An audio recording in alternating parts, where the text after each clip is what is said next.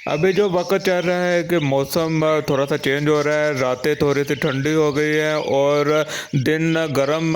तो बर्ड अगर पर फैलाकर बैठा है और उसे बुखार नज़ला ज़ुकाम हो रहा है, तो इसके इन मसाइल के हल के लिए हमें कुछ करना चाहिए।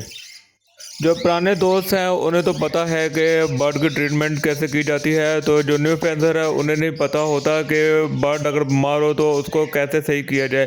तो हम इस वीडियो में डिटेल से बात करेंगे कि इसकी बर्ड की ट्रीटमेंट कैसे की जाए। तो इससे पहले कि नए आने वाले दोस्त मेरे चैनल को कर ले सब्सक्राइब, और अगर वीडियो पसंद आ रही है तो वीडियो को लाइक करें और ज़्यादा से ज़्यादा लोगों में शेयर करें।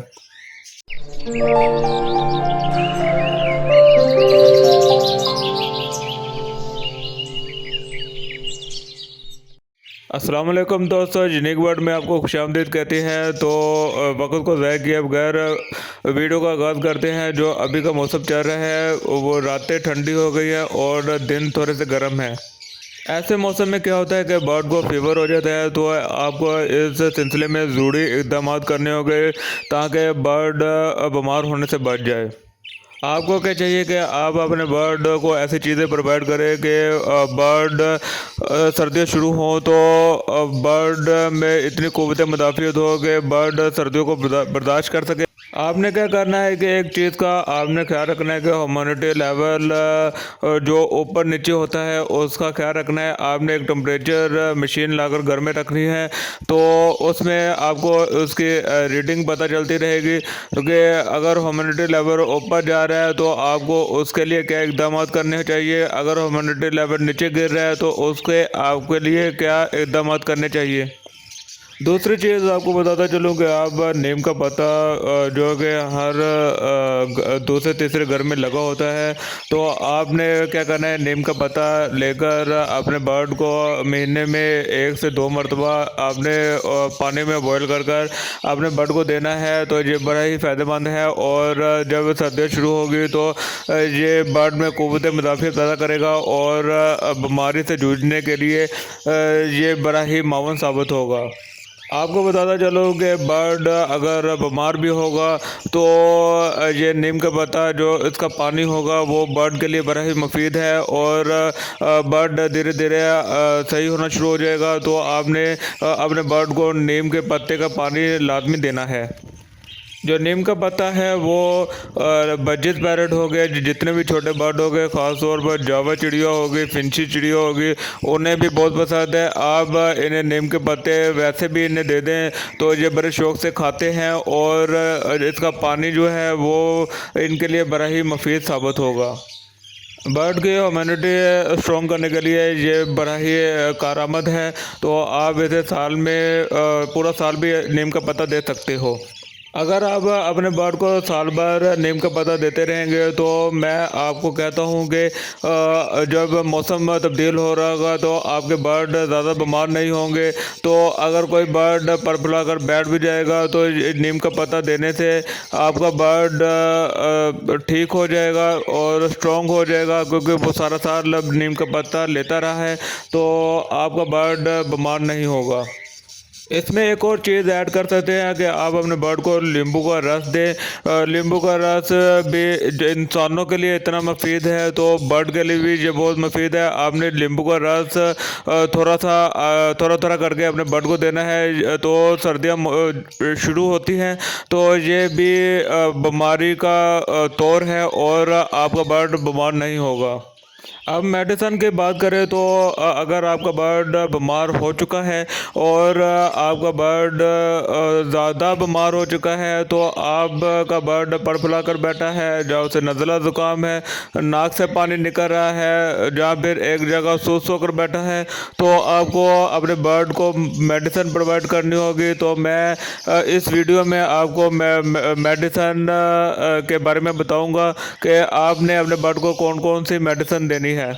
आपने पहले क्या करना है कि एक सिरप है लिवेंटन 22, ये आपने अपने बर्ड को प्रोवाइड करना है। ये एंटीबायोटिक सिरप नहीं है, बल्कि आपने अपने बर्ड को शुरू में ही कोई ऐसा सिरप नहीं देना, कोई ऐसी मेडिसिन नहीं देनी जिससे आपने कोशिश करना है कि इसके एंटीबायोटिक सिरप देना है।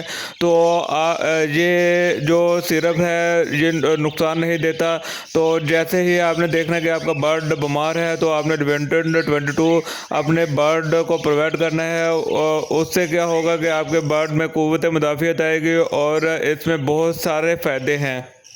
इसका एक सबसे बड़ा फ़ायदा ये है कि अगर बर्ड को भूख नहीं लग रही और वो दाना नहीं खा रहा, तो ये एक तो भूख को बढ़ाती है, और जो इसकी तवानाई वीक हो चुकी है, जो कि ये पर फैला के बैठा होता है, तो ये इसकी तवानाई भी बहाल करता है। तो तवानाई बहाल होती है तो ये दाना ऑटोमेटिकली खाएगा।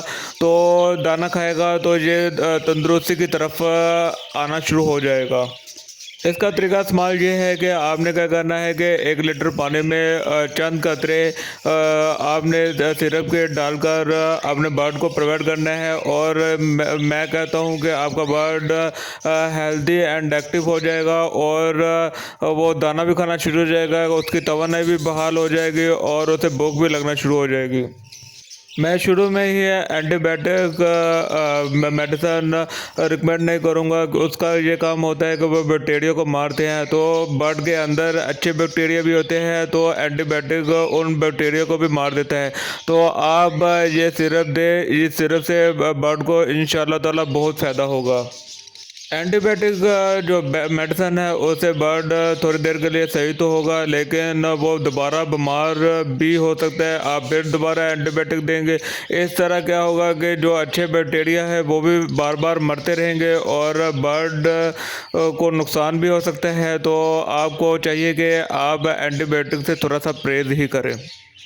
ऐसी सूरत हाल में हम क्या देखते हैं कि बर्ड अगर आप एंटीबायोटिक बार बार दे रहे हैं तो वो बर्ड बार बार सो रहा है और सुस्त है।